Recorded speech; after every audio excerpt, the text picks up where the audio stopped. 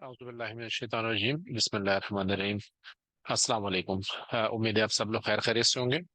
آج ہم ایک ٹاپک کو ڈسکس کریں گے، how to be a good Muslim. اچھا، اس ویڈیو کو بنانے کا خیال میرے ذہن میں کیوں آیا؟ ہم اکثر دیکھتے ہیں کہ ہر بندہ جو کہ اس پوائنٹ آف ٹائم پہ مسلم ہے، اس کے ذہن میں ایک ڈفرینٹ ڈیفینیشن ہے۔ اچھا، کچھ لوگ جو آلریڈی مسلمان ہوتے ہیں یا کچھ مذہبی ہوتے ہیں، وہ چیزوں کو اپنے پرسپیکٹو میں دیکھتے ہیں کہ اسلام ایسا ہونا چاہیے، اٹائر ایسا ہونا چاہیے، یہ چیزیں ہونی چاہیے۔ کوئی اگر اسپیسیفکلی کوئی عبادت کر رہا ہے تو وہ سمجھتا ہے کہ بس میں نماز زیادہ پڑھ رہا ہوں، یا میں روزے رکھ رہا ہوں، یا میں سارے اچھے کام کر رہا ہوں۔ اور ہر بندے نے کمپیریٹیولی اپنی ایک ڈیفینیشن بنا لی ہے۔ اس کی وجہ سے ہم اختلافات دیکھتے ہیں، اس کی وجہ سے ہم دیکھتے ہیں کہ ڈفرینٹ سیکٹس میں لوگ بکھرے ہوئے ہیں۔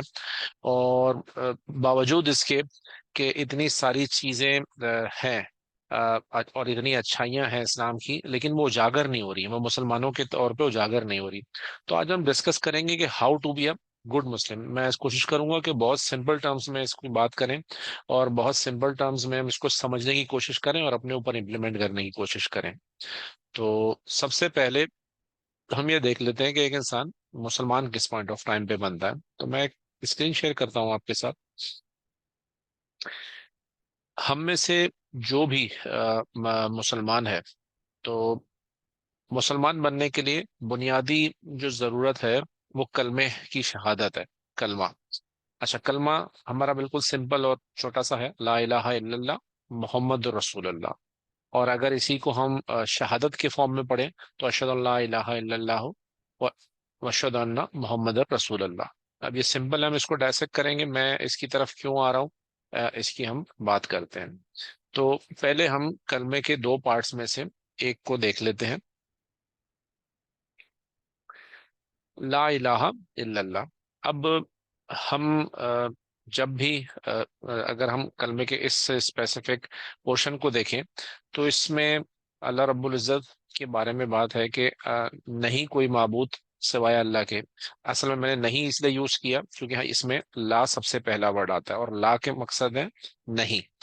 تو لا الہ الا اللہ کلمے کے اگر پہلے ورڈ کی بات کریں تو اللہ کے سوا کوئی معبود نہیں۔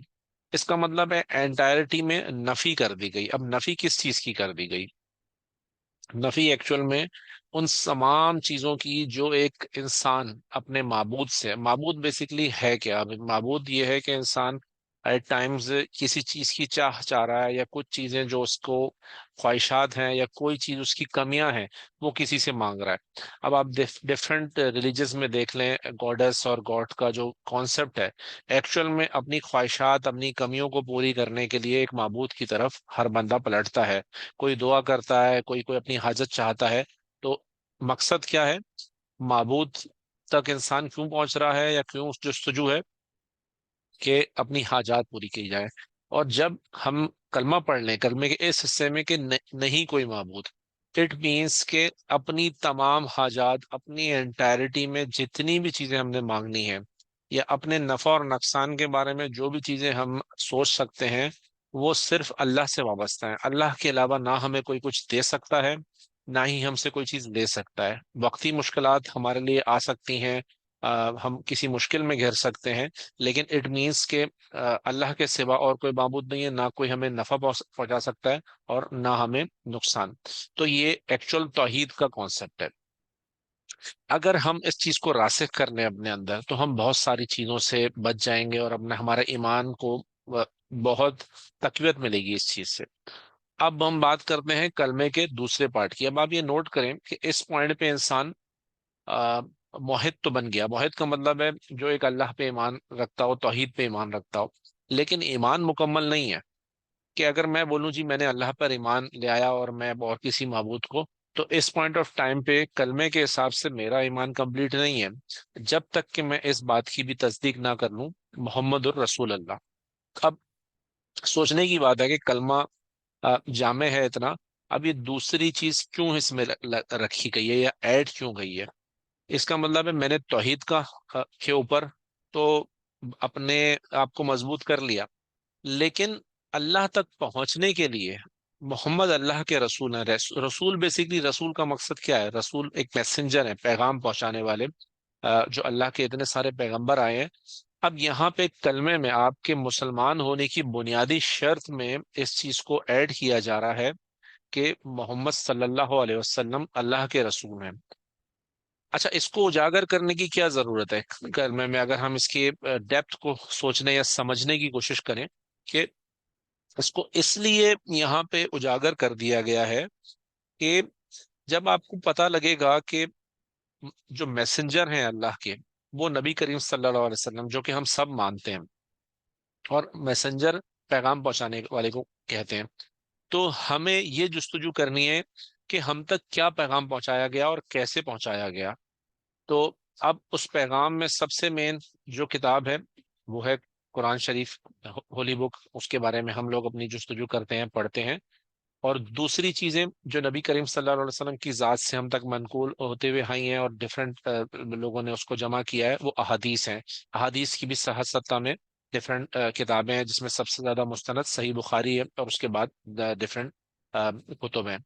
تو جو کہنے کا مقصد یہاں یہاں پہ سوچنے کا مقصد وہ کیا ہے، تھاٹ پرووکنگ کی چیز کیا ہے، کہ ہم نے ویسا ایمان والا بننا ہے جیسا کہ نبی کریم صلی اللہ علیہ وسلم نے ہم تک پہنچایا. کیونکہ میسنجر وہ ہیں. ہم اللہ تک تبھی پہنچ سکتے ہیں جب ہم نبی کریم صلی اللہ علیہ وسلم کی ذات کو فالو کریں.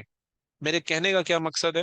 ہم میں سے اکثر لوگ پک اینڈ چوز کر لیتے ہیں کہ جی میں نماز پڑھ رہا ہوں تو بس اب میں نیک انسان ہوں، میں نے حج کر لیا ہے تو میں نیک ہوں، یا میں یہ کام کر رہا ہوں تھوڑا سا تو میں سیلف پروکلیمڈ ایک نیک بندہ بن جاتا ہوں. ایسا پاسبل نہیں ہے. ہمارے لیے ضروری ہے کہ ہم نبی کریم صلی اللہ علیہ وسلم کی ذات کو سمجھیں.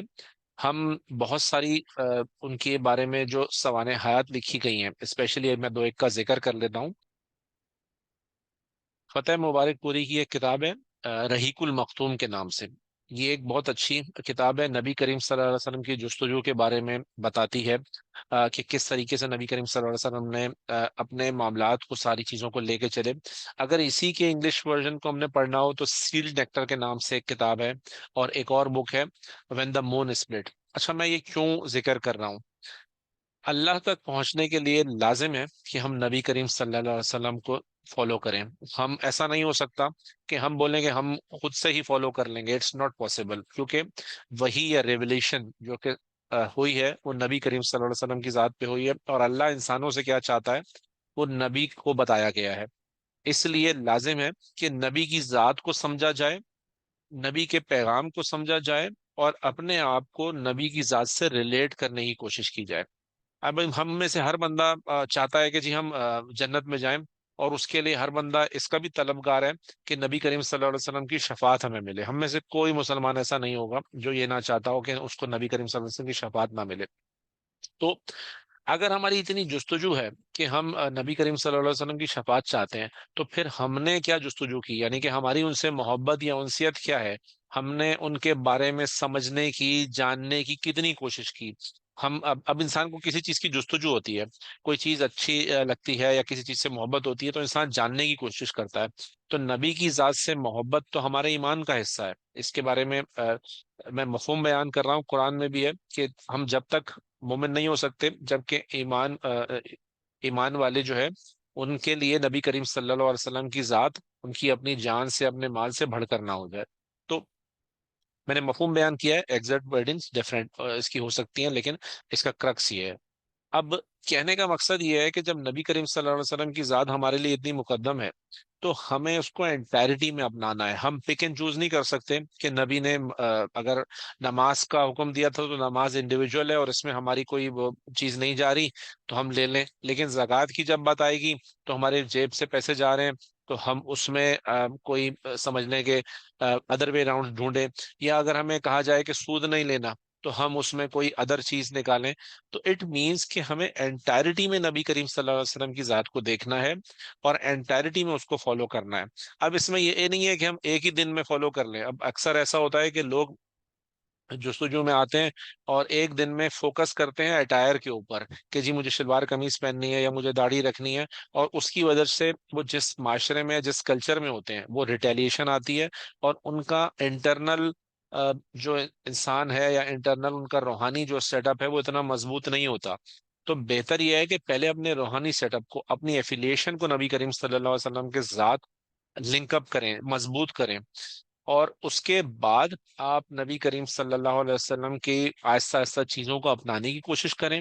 اللہ کی جو چاہ ہے آپ سے، جو کہ نبی کریم صلی اللہ علیہ وسلم کی توسط سے آپ تک آئی ہے، اس کو سمجھنے کی کوشش کریں. جیسے جیسے یہ آپ چیزیں سمجھتے جائیں گے، اللہ رب العزت کی جو نعمتیں ہیں، جو برکتیں ہیں، وہ آپ کی زندگی میں آتی جائیں گی. اور آپ اپنی مقصد حیات کو ایک بڑے اسپیکٹرم میں اور بہت دور تک اس کو دیکھ سکیں گے، سمجھ سکیں گے. دنیا بھی آپ کے لیے اتنی خوشگوار ہوگی، اور آپ دنیا سے جانے کی چیز کو بھی آپ اتنا مشکل نہیں سمجھیں گے. اور روز محشر اور آخرت کی چیز بھی آپ کے لیے ایسی ہی ہوگی کہ اللہ سے ملاقات اور نبی کریم صلی اللہ علیہ وسلم سے ملاقات، جن کے بارے میں آپ نے جاننے کی، سمجھنے کی، ان سے محبت کی جستجو اس دنیا میں کی تھی. تو ہوپ فلی میں نے ایک میسج کنوے کیا ہوگا. امید ہے آپ لوگوں کو یہ میسج سمجھ آیا ہوگا. کوئی چیز ایڈ کرنا چاہیں، کوئی چیز آپ سمجھے کہ میں اس میں کوئی اور چیز ایڈ کروں، تو پلیز اس میں کمنٹس کیجیے گا. جزاک اللہ خیر. اللہ حافظ.